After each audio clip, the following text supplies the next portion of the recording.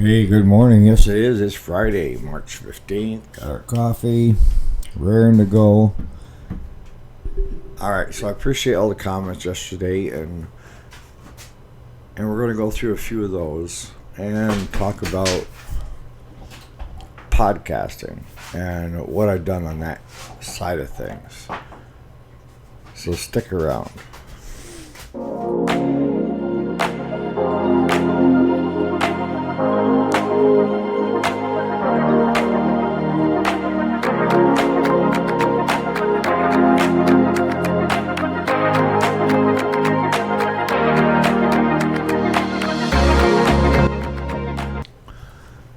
Alright, so welcome back. My name is Eric, and this is the weekday show, Monday through Friday. Kind of getting together at the diner, chewing the fat, talking about whatever. Sometimes it relates to the industry, sometimes it doesn't. Sometimes it's just about, home life. There is a life outside of business, right? And hobbies. What do you do as a hobby? You got to have a way to get away from work, too.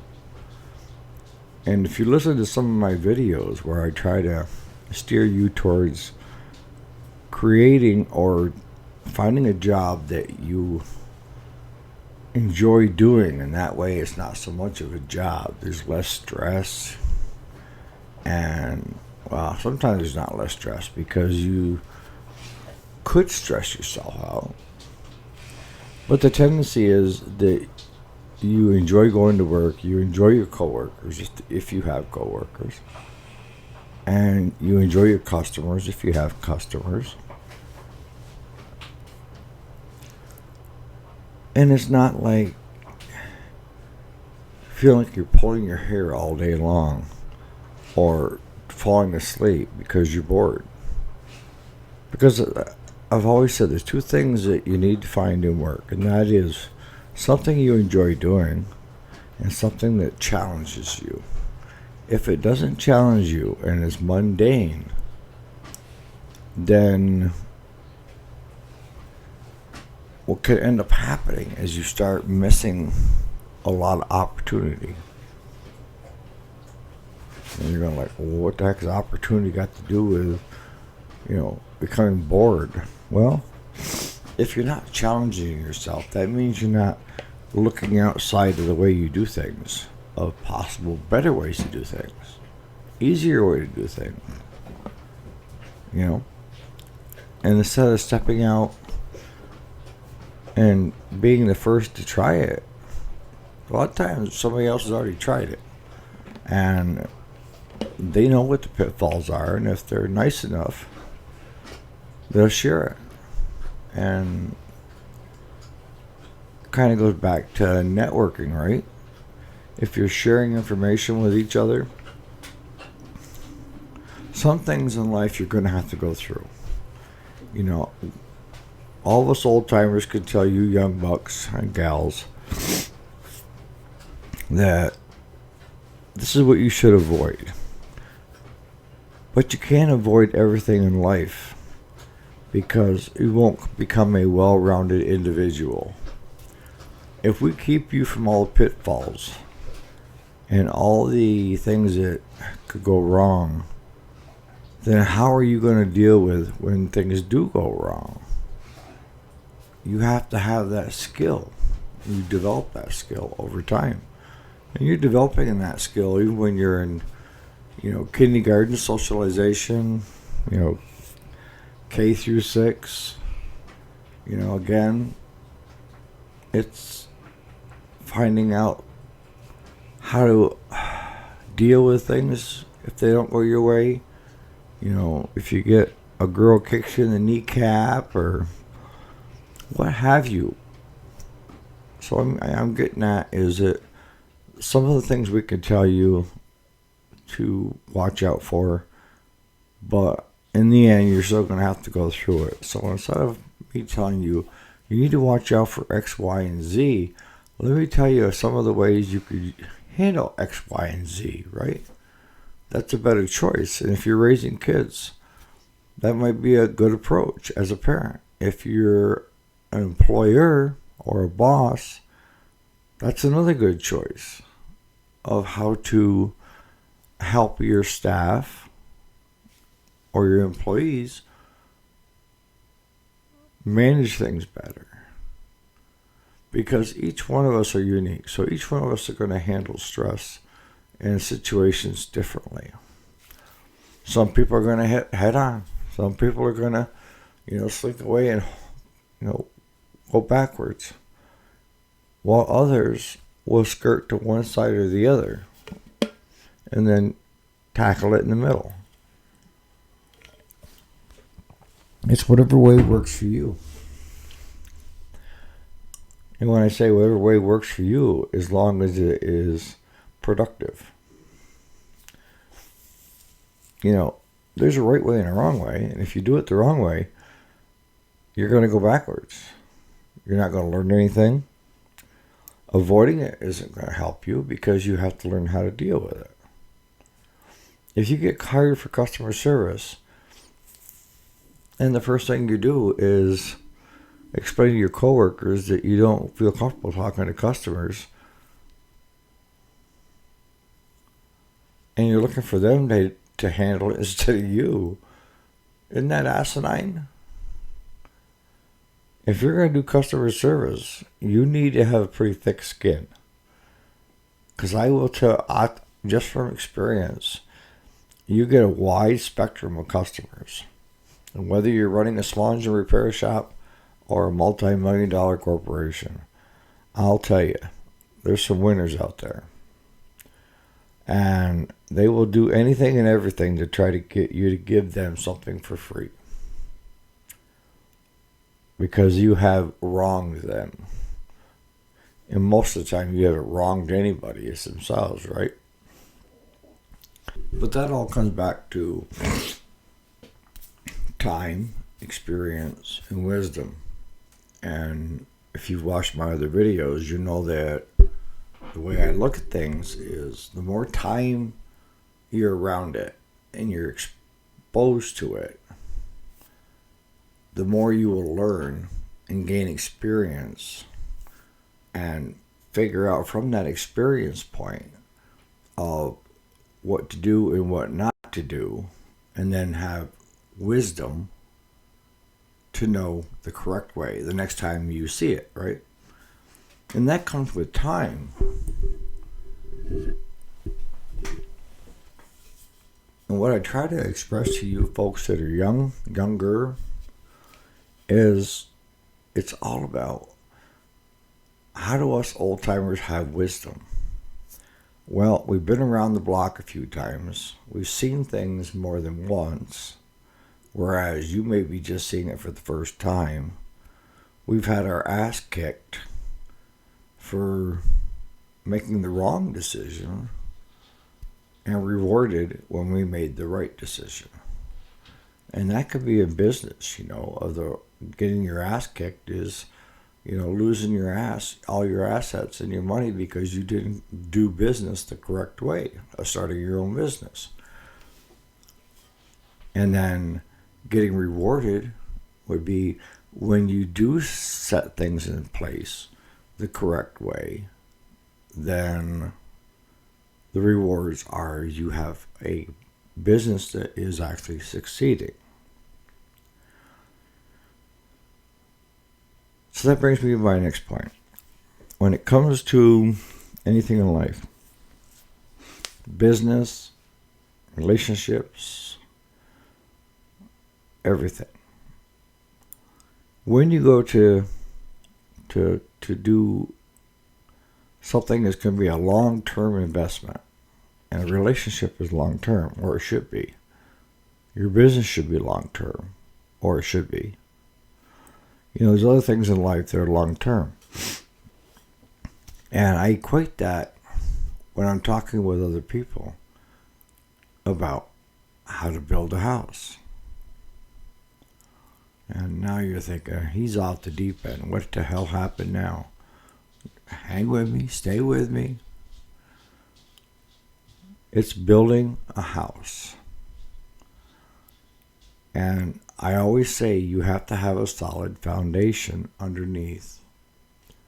to begin with. Whether you're pouring a concrete slab or you're pouring concrete footers, you have to have something solid for that house to sit on, or it's just going to fall apart. You won't get any true numbers, any true angles, because everything is going to be lopsided. And in the end, it will fall down. So in business, if you don't build that solid foundation first, or that relationship of getting to know each other and being totally honest with each other and comfortable with each other, that's your foundation. If you don't have that, and you're jumping to throwing, up walls and a roof, you've missed the most important step. And you're going to have to do a redo. When the house falls down, you're going to have to salvage what materials you have and start again. And it may take you a couple tries before you have to realize that this house is not going to stand on its own. It's got to have something of a solid foundation. And once you got the solid foundation on it, now you can build anything because it's got strength, right? Everything is going to be true because you set it up the way you wanted it and you poured it. And now everything is level or close to level, right? So everything coming up from that point should be a lot easier and more truer. And then your last step is going to be putting the roof on, so that it keeps the house sheltered from the weather during the good times and the bad times. Are you going to have to do maintenance on a regular basis to the house? Yep. Just like you would anything else, like a business. You have to do maintenance. You have to upgrades, what have you. But if you just build the house and walk away, eventually something's going to start falling down again because you've taken your eye off the ball on just once you get the house built doesn't mean you're done. And this is coming from someone that has built 3 homes. Yeah. And the one I'm in right now is actually a home. It's a double wide, but the other 3 are actual stick-built homes. And I'll tell you, there's a big learning curve. But I've always been a person that challenged myself to how to do things. And if I didn't know how to do something, I would align myself with someone that was good at doing something and learn from it. And to this day, I don't let too many people know this, but to this day, I still can't do mud for drywall. I can't. I've even tried the beginner stuff with the tape that's got little squares in it, and you just put the mud on and sand it. A few of my friends, that did it for a living, they had the handheld unit and they would be on stilts running with it, doing the seams in the ceilings and the walls, and some areas they do a wet sand versus a dry sand. But they made it look easy because they had years of experience and wisdom on how to correctly do it. And Larry, which was one of my best friends, he still is, he said you can't screw it up. The big thing is make sure your screws are in far enough to put a dab of mud, they called it mud. And then on all your seams where your drywall meets, it's got like an indentation. So you're just filling in that, and then you're sanding it down to the drywall. But there's certain things in life that people were made to do. My brother-in-law, Pete, bless his heart, he's gone. He died during COVID. He was anal. See, I'm not anal. He was anal. But he was never happy. And it had to be perfect. I could live in a house with drywall up without any mud on it and not have it bother me. Whereas with him, it would drive him crazy. And he would make sure that was taped and spackled the correct way and be done. So, as you're building that house, if you can, align yourself with people that have done it before and that are good at it and have good traits and willing to teach you. That's the other thing. See, now, in life, and Jason said it yesterday on the networking for repair shops, it has to be a two-way street, folks. If not, you're teaching someone. You're not networking. You're not freely exchanging information back and forth. Now, we all have to start somewhere, right?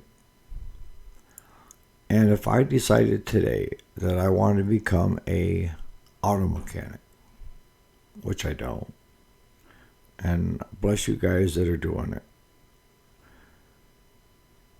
what would be my steps? Should I network with a couple other shops with experienced mechanics and constantly be bothering them about how do I do this, how do I do that? No, absolutely not. Because it's a one-way street. If it's a one-way street, then it's not beneficial for those involved.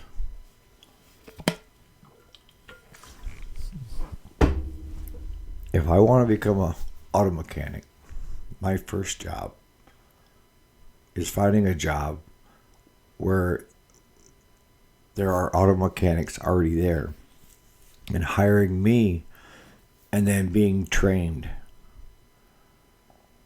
from the baby steps to the walker, and then working my way up, right? It's not just starting my own automobile repair shop and banking on all the other shops are going to bail me out all the time. And the thing is, this has nothing to do with bailing you out. It's more of, a lot of times we overthink things, or we're too close to it. And I've seen experienced auto mechanics do this, experienced small engine repair, experienced anything, because they're too close to it, and sometimes they overlook even the simplest thing that could be staring them right in the face. That's the networking I'm talking about. You've got two different people coming together, pretty close, same level of experience, and they're exchanging ideas. And it allows you to bounce something off them to say, what am I missing? If you're bouncing it off someone that just started a shop, and he's got fancy tools in a fancy building, but no experience, he's not going to be able to help you. He's floundering in his own, and he's not going to succeed unless he can hire a mechanic to come in. If you're going to network with people, and I don't care whether it's repair shops or whether you're on LinkedIn, you're trying to network with other people, it has to be a two-way street. It can't be you sucking somebody dry and then not giving them something back in exchange. That's being a leech, right? A leech doesn't offer anything to its host. It just sucks the blood for itself, like a mosquito.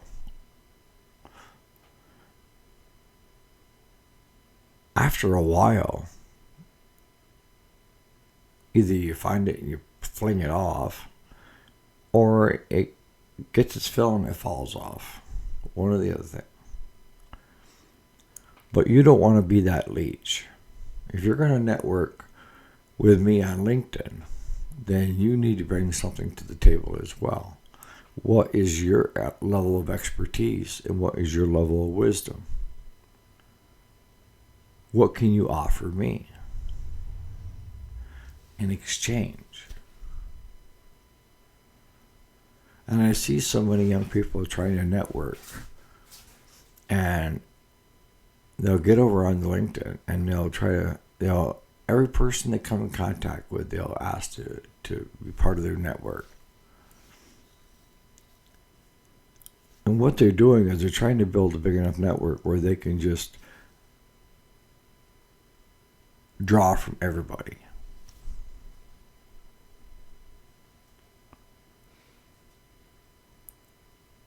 And what ends up happening is people like me that do have experience go through my list and look to see who's really making my network better and who is not doing a squat on networking with me.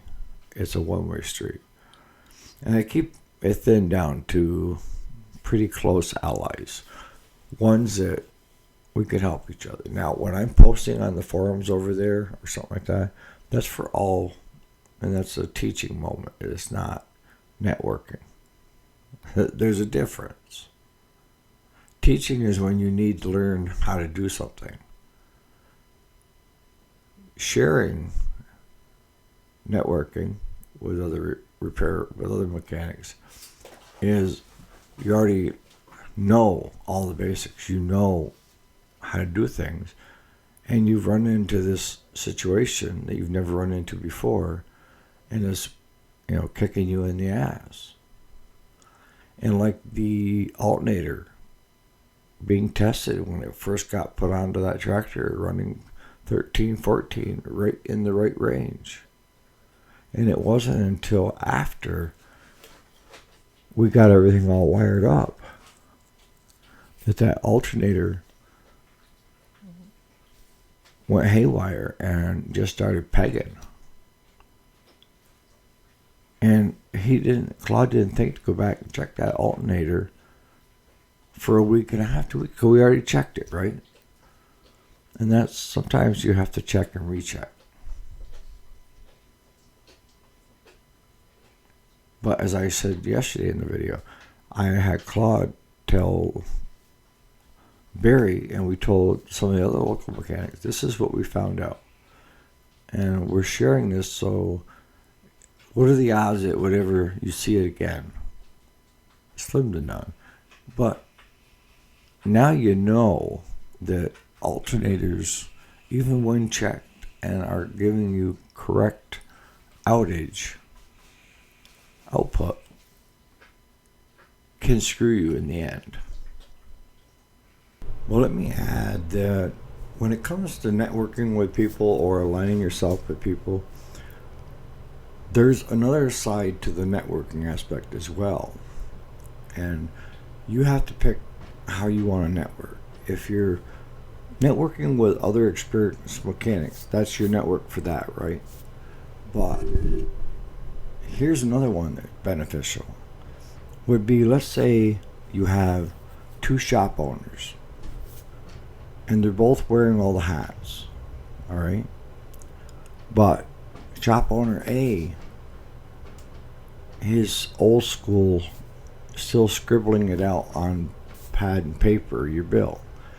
And shop 2 owner, has got all the latest, QuickBooks and Visa, MasterCard, all the other stuff. And it's just a touch of his fingers, and he can take and make it so it's a seamless process. But he's having problems dealing with customers. The shop A owner is good with customer service and how to deal with customers. That's beneficial.